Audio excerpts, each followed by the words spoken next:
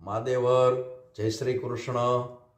આપણે એમ કહીએ છીએ કે અમારો સમય ખરાબ છે, પણ સમય ખરાબ નથી હોતો દરેકનો, પણ આપણે સમયનો કઈ રીતે ઉપયોગ કરીએ છીએ, ખોટી રીતે સમયનો ઉપયોગ કરવાથી આપણે એમ કહીએ છીએ કે સમય અમારો ખરાબ છે। ઘણી વખત ગ્રહ દોષ હોતો નથી, છતાં પણ આપણે કુંડળી બતાવવા માટે જઈએ છીએ, પણ બધું ગ્રહો ઉપર આધારિત નથી।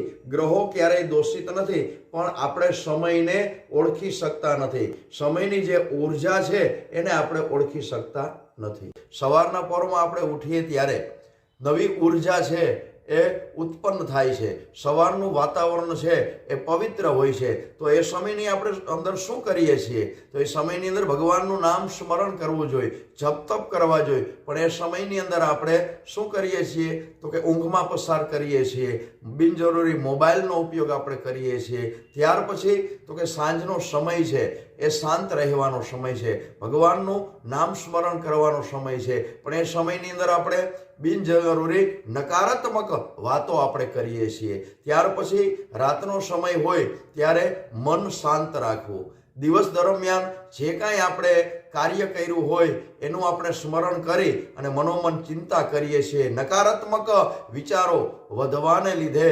સકારાત્મક ઉર્જા છે ને આપણી દૂર થાય છે। તો આપણે એમ કહીએ છીએ કે સમય ખરાબ છે, પણ સમય ખરાબ નથી, એની સાથે સાથે આપણે સમયનો જે ઉપયોગ કરીએ છીએ ને એ ખોટી રીતે આપણે ઉપયોગ કરીએ છીએ। સમય નથી બદલવો, પણ સમયની સાથે આપણે ચાલતા શીખવાનું છે। આ વિડીયો ગમ્યો હોય તો લાઈક કરજો, શેર કરજો, ફોલો કરજો। મહાદેવર જય શ્રી કૃષ્ણ।